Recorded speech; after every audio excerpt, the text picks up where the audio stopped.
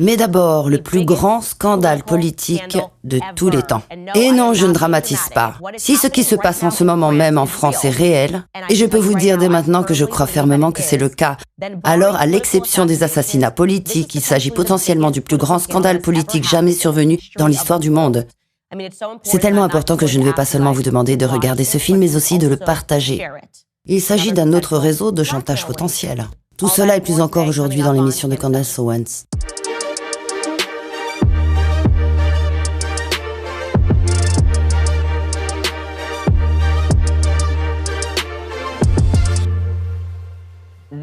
C'est de la folie. Je parle de folie, de folie, folie, folie, folie. Arrêtez tout, faites attention si vous conduisez, arrêtez-vous. Je plaisante, vous n'avez pas besoin de vous arrêter, vous pouvez continuer à conduire, mais il faut se préparer à ce qui se passe actuellement en France. Permettez-moi de vous présenter le contexte. Emmanuel Macron est le président de la France. Il est marié à Brigitte Macron.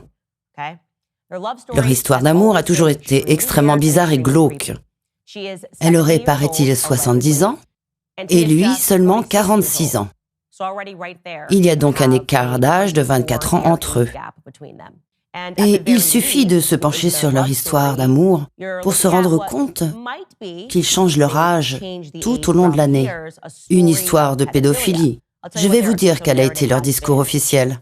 Selon le récit officiel, Emmanuel n'avait que 15 ans, il était étudiant en art dramatique à l'école, et sa maîtresse était Brigitte. Alors qu'il était encore très jeune, ils ont réussi à tomber amoureux. Brigitte était donc bien trop âgée pour tomber amoureuse d'un jeune de 15, 16 ou 14 ans, selon l'article que vous lisez. Mais oui, apparemment, elle a été tellement émue par sa profondeur. La profondeur de ce petit garçon et la poésie de sa façon d'écrire qu'ils sont tombés amoureux. À tel point que l'actuelle première dame a quitté son mari de l'époque, bien qu'ils aient eu 3 enfants. Voilà pour le contexte. On s'en fiche, ça n'a pas d'importance, c'est arrivé il y a si longtemps. Aujourd'hui, elle est la première dame, nous devrions la célébrer. Non, une mise à jour importante est en cours. Des mises à jour importantes, très importantes. Laissez-moi vous raconter comment j'ai découvert cette histoire. Un article vient d'être publié dans le Daily Mail. Voici le titre. La preuve. La première dame de France n'est pas née homme. Pourquoi? Quoi? J'ai donc bien sûr immédiatement lu l'article parce que c'est bizarre d'avoir besoin de présenter la preuve que Brigitte Macron n'est pas née homme. Et l'article contient 2 photos. Je vais vous montrer tout de suite la première photo. Il s'agirait de Brigitte Macron quand elle était une petite fille assise sur les genoux de sa mère. Mais quand j'ai vu cette photo, la première chose que j'ai remarquée, c'est la personne à l'extrême gauche, le garçon qui ressemble à Brigitte Macron. Je vous explique mon processus de réflexion. J'ai vu ceci. Je me suis dit qu'en fait, ce pourrait être elle. Peut-être qu'elle est le sosie de son frère, mais je ne vois aucune ressemblance avec la petite fille. Je peux montrer la deuxième photo qui discrédite une autre photo de jeune fille, prétendument de Brigitte Macron. J'ai pensé que cette photo était beaucoup trop récente pour être une photo d'une personne de 70 ans lorsqu'elle était enfant. Encore une fois, il s'agit là de mes réflexions. Lorsque j'ai lu l'article, je n'ai trouvé aucun démenti. Il se contentait d'appeler les gens qui disaient le contraire. Extrême droite, vous savez, tous les mots à la mode, extrême droite, théorie du complot raciste, sexiste, c'est de l'homophobie, de l'antisémitisme. Le simple fait que nous soyons tous capables de vérifier immédiatement, ces appellations ne veulent plus rien dire. Et cela ne fait que donner envie d'approfondir la théorie présumée. Et c'est ce que j'ai fait. Et bon sang, la théorie du complot, entre guillemets, est en fait une enquête approfondie de 3 ans qui a été menée par des journalistes travaillant avec des généalogistes. Elle a été publiée en 6 numéros dans Faits et Documents. Je suis désolée, mon français n'est pas très bon. Mais oui, ils ont publié 6 numéros exposant ce qu'ils avaient découvert après une enquête de 3 ans. Et voici ce qu'ils disent. Encore une fois, je dirais que c'est ce qu'ils ont publié. Leur théorie est que la première dame, Brigitte Macron, est réellement née Jean-Michel. Brigitte est donc en fait Jean-Michel. Jean-Michel a vécu en tant qu'homme pendant 30 ans et a eu 5 enfants. D'accord? Puis il se transforme et à l'âge de 32 ans, il devient Brigitte. D'accord? Je vais maintenant vous montrer cette photo avant et après. Ici, ils ont utilisé un logiciel chinois dans le cadre de leur enquête. Il s'agit d'une comparaison entre les deux. Il s'agit d'une copie conforme. Je trouve insensé que vous ne puissiez pas dire que ces deux personnes se ressemblent. Il s'agit potentiellement de la même personne à des âges différents. À gauche, la photo que je vous montre est celle de Jean-Michel. À droite, une photo de la première dame. Maintenant, je vais vous dire pourquoi cela a des conséquences et pourquoi je vais vous encourager à lire le très long document que j'ai lu, dont vous trouverez le lien dans la biographie. La première chose évidente, la première raison évidente pour laquelle je crois vraiment ce qu'ils ont publié, c'est que la première dame est tout simplement incapable de produire la moindre photo d'elle. Au cours des 30 premières années de sa vie. Les gars, c'est facile de réfuter cela. Si vous dites « Candace, en fait, vous avez vécu comme un homme pendant 30 ans.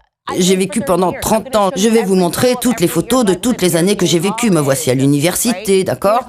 Me voici alors que j'étais enceinte de mes enfants. Voici mon mari et moi le jour de notre mariage. Il y aurait tant de photos que Brigitte devrait avoir à sa disposition. Si cela est faux, mais ils n'en produisent aucune. Non, ils se contentent de traiter tout le monde de menteur, de rétrograde, de transphobe. Il suffit de produire les photos. Au lieu de cela, les seules photos qu'ils ont produites et qui circulent dans les médias sont les photos que je viens de vous montrer. Et comme je l'ai dit, sur la première photo, elle ressemble plus à la photo de Jean-Michel, qui selon elle, est en fait son frère, qu'elle ne veut pas présenter au public. Si c'est en fait votre frère, s'il vous plaît, allez marcher avec lui pour que nous puissions voir et dire « Ah non, il se trouve qu'elle ressemble à son frère. Voici Jean-Michel. » Non, Jean-Michel a disparu. Le généalogiste n'a pas trouvé la moindre trace de Jean-Michel depuis que Brigitte est entrée dans l'espace public à l'âge de 30 ans. Jean-Michel a donc existé pendant 30 ans selon le généalogiste, d'accord? Puis Jean-Michel cesse d'exister et Brigitte existe. Mais Brigitte n'existe pas pendant les 30 premières années, d'accord? La deuxième photo, dont je vous ai parlé, semblait un peu trop récente pour une personne prétendument âgée de 70 ans. Eh bien oui, ils ont pu la réfuter. Il s'agit en fait d'une photo de sa fille. Sa fille, Tiffen. Vous pouvez les voir maintenant côte à côte. Bien sûr que c'est sa fille. C'est le sosie de sa fille. Pourquoi coloriser une photo et la rendre en noir et blanc? Afin d'essayer de se faire passer pour vous alors qu'il s'agit en fait de votre fille. Je suis sûre que quelqu'un dira que cela ne vient pas directement de la première dame. Il est vraiment évident qu'ils essaient de détourner le récit en produisant ces deux photos qui sont facilement réfutables. Voici la deuxième raison pour laquelle je dirais qu'il s'agit d'un signal d'alarme majeur. Au lieu de produire ce qui devrait être une preuve suffisante de votre existence des 30 premières années de votre vie, ils intentent un procès. Oui, la première dame a intenté un procès aux deux journalistes qui ont participé à la rédaction de l'article. Voici le titre du Télégraphe. Brigitte Macron poursuit les femmes qui ont prétendu qu'elles étaient transsexuelles. Il convient de noter la raison exacte pour laquelle Brigitte intente un procès. Elle les poursuit pour violation de la vie privée et des droits fondamentaux de la personne, plus l'utilisation illicite de son image. Mais qu'est-ce que cela signifie? Ça veut rien dire. Par exemple, pourquoi ne pas dire que ce sont des mensonges et que je peux le prouver, et que je vais ruiner vos vies entières, ce qui signifie que vous n'avez qu'à montrer à nouveau les photos de vos 30 premières années de vie. Mais il ne s'agit là que d'une tactique visant à faire croire que ces journalistes n'ont pas produit de preuves concrètes pour étayer leurs affirmations. Les deux journalistes poursuivis en justice sont Amandine Roy et Natasha Ray. Et elles ont finalement été sanctionnées par des amendes symboliques pour avoir, je suppose, envahi la vie privée de la première dame. Mais cela va devenir encore plus fou, parce que les journalistes qui ont travaillé sur cette affaire ont été également menacés. Ils ont envoyé la police pour les menacer pendant qu'ils effectuaient des recherches. Natasha, la femme punie d'une amende symbolique alors qu'elle effectuait des recherches, elle a contacté quelqu'un pour poser des questions sur l'éducation de la première dame au sujet des 30 premières années de sa vie. Et puis, ce qui s'est passé alors qu'elle examinait ces incohérences dans l'histoire, la police a fait éruption chez elle le 13 juillet 2021. Ils l'ont ensuite placée en garde à vue sans avoir été convoquée, sous prétexte d'une plainte qui a été déposée par l'une des personnes qu'elle avait contactées, Catherine Audois. Elle a ensuite été libérée après 5 heures d'interrogatoire musclé avec une leçon. Vous ne devriez pas faire ça. Ils ont essayé de l'humilier, ils ont essayé de la menacer. Et bien sûr, cela n'a fait qu'accroître l'intérêt du public pour cette histoire. Ils lui ont également demandé de produire une liste de journalistes avec qui elle avait été en contact. La police a également saisi son téléphone. Ce n'est pas normal. Rien de tout cela ne devrait se produire dans une histoire qui, une fois de plus, serait si facile à démystifier. Ils ont également arrêté un homme nommé Eric Verhege, un autre journaliste qui travaillait sur l'affaire et qui n'a pas été inculpé. Ils voulaient simplement l'interroger. Je ne sais pas, les gars, dites-moi, à quoi pensez-vous? Si on prétend que quelqu'un était un homme pendant les 30 premières années de sa vie, pourquoi faire ces efforts alors qu'il suffit de montrer des photos? Mais bien sûr, pour raconter un mensonge aussi gros, il faut avoir une très bonne mémoire. C'est en fait ce que Judge Judy avait l'habitude de dire. J'adorais regarder Judge Judy quand j'étais jeune avec ma grand-mère. Et elle avait l'habitude de dire, vous savez, si vous ne mentez pas, il n'est pas nécessaire d'avoir une bonne mémoire. Mais si vous mentez, vous devez avoir une très bonne mémoire. Et c'est ce qui se passe depuis qu'elle est la première dame. Ainsi, depuis 2017, chaque fois que la première dame raconte une anecdote sur son enfance, les faits ne sont pas tout à fait exacts. Par exemple, elle a rappelé qu'elle vivait seule aux États-Unis lors de l'alunissage de Neil Armstrong en 1969. Le seul problème est qu'elle n'aurait eu que 16 ans. Quoi? Quel jeune de 16 ans vit seul aux États-Unis? Mais si la théorie est vraie, qu'elle est en fait Jean-Michel, qui a 8 ans de plus, ce qui ferait 78 ans à la première dame aujourd'hui, cette histoire serait tout à fait logique. Parce que bien sûr, on peut vivre seul lorsqu'on a 24 ans aux États-Unis. Encore une fois, il y a de nombreux exemples où la première dame était tout simplement trop jeune. En ce qui concerne les histoires passées, qu'elle ne cesse de raconter. Il y a aussi le cas remarquablement étrange de l'ex-mari présumé de Brigitte. Alors juste pour vous le rappeler et rafraîchir votre mémoire, l'histoire est la suivante. Elle s'est mariée à l'âge de 40 ans. Elle est tombée amoureuse à tel point qu'elle a quitté son mari parce qu'elle aimait tellement cet étudiant en art dramatique de 16, 15 ou 14 ans. Elle a quitté son mari et ses 3 enfants pour être avec lui. Il devrait donc être assez facile de trouver l'ex-mari avec lequel elle a eu 3 enfants.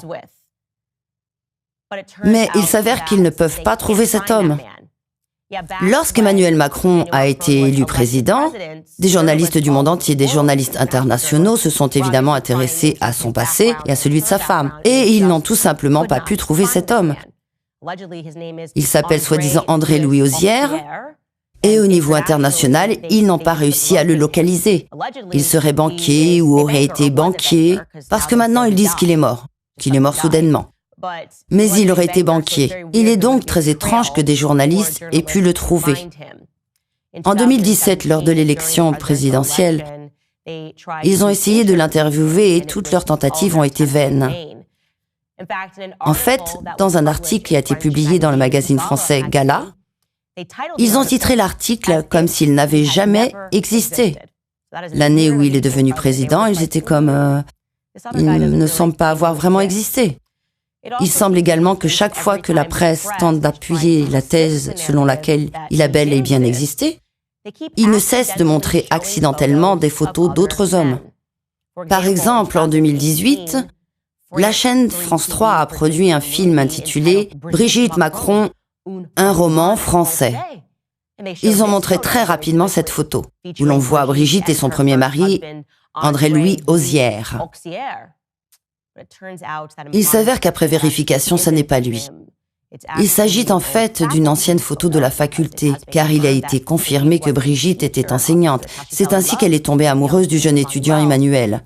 Et voici la photo complète de la faculté. Oups, on s'est encore trompé. Les gars, quand je vous dis qu'il y a tant de preuves, je ne suis pas quelqu'un qui se contente d'émettre ce genre de récit. Je ne suis pas quelqu'un qui dit « Viens avec moi, nous allons examiner Quanon ou Pizzagate ». Je vous dis que cette histoire se tient.